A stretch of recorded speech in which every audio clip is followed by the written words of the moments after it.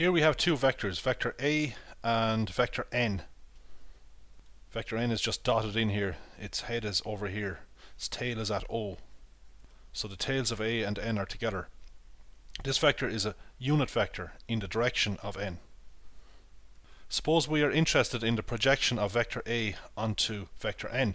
Well, we draw a line through vector N in case vector N is smaller than what it is here. Its tail could be in further. If it is, we need to extend vector N. And then we project point P at right angles onto a line that contains vector N. Well, in this case, point Q will actually be on vector N because the head of N is out here. Now we know from basic trigonometry that the side adjacent to theta in this right angle triangle is the length of the hypotenuse, which is the magnitude of A, times the cos of this angle, theta. But you see, we can actually write this thing here as the dot product of vector A with unit vector N, because the definition of the dot product gives magnitude of A times magnitude of unit vector N times the cos of the angle between the two vectors. But the magnitude of a unit vector is just 1. So magnitude of A cos theta can be written as vector A dot unit vector N. Let's consider this picture here where vector N is pointing in this direction now. Suppose we want the projection of vector A onto vector N. Well, we have to draw a line through vector N. So I've extended vector N like this. This is the line that contains vector N. Project the head of vector A at right angles onto this line. Now we are interested in this distance here. Let's suppose that the angle between the two vectors is theta, just like before. So we could use this angle for our theta, or we could use this one. So let's consider a unit vector in the direction of N. We call that vector N hat. N hat has a magnitude of 1. Now, N hat will be less than N, of course, if the magnitude of N itself is greater than 1. It's possible actually that the unit vector could be greater than the vector that it comes from. But you can see from this picture obviously that the magnitude of N happens to be greater than 1. But anyway, we saw that A dot N gave us the projection. What does it give us here? It gives us the magnitude of A times the magnitude of N. Well, that's just going to be 1 times the cos of the angle between the two vectors. So we get A cos theta as before, of course. But the thing is now, theta is an angle between 90 and 180 degrees. So this will come out to be negative. So the cos of such an angle is negative. However, the distance from here to here is the magnitude of A times the cos of this acute angle A.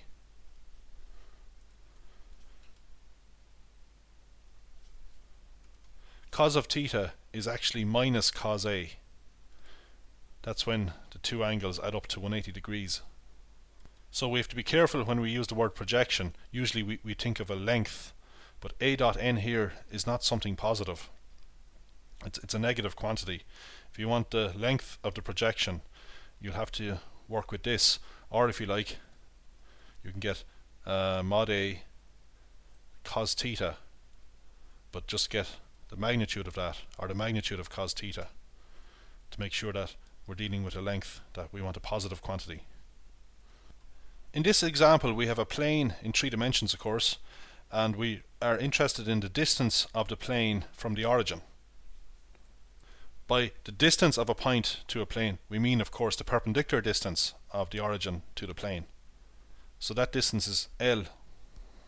We consider a unit vector that is perpendicular to the plane. So N could be positioned anywhere, of course, as long as if we're moving N around, of course, that we don't change its direction or length. Point A is any point in the plane, and vector A is the position vector of point A. That is the vector from the origin to the point A. Now we connect point A to the point where the line through L cuts the plane, and we know that we will have a right angle triangle formed. You can see now that L is the side adjacent to this angle here. in this right angle triangle. So from basic trigonometry, L is the magnitude of the length of the hypotenuse times the cos of theta. Now, no matter what point we choose for A, could be any point in the plane, we see that theta is always an acute angle. It's always less than 90 degrees. So this quantity will indeed come out to be positive. It will be a distance positive quantity. We can write this as A dot n, just like before, where n is a unit vector along L.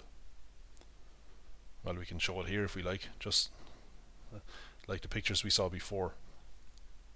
So you see now that to find the perpendicular distance of the origin to a plane, we need any point in the plane, and we need a unit vector perpendicular to the plane. Now we can use the scalar product to find the angle between two vectors.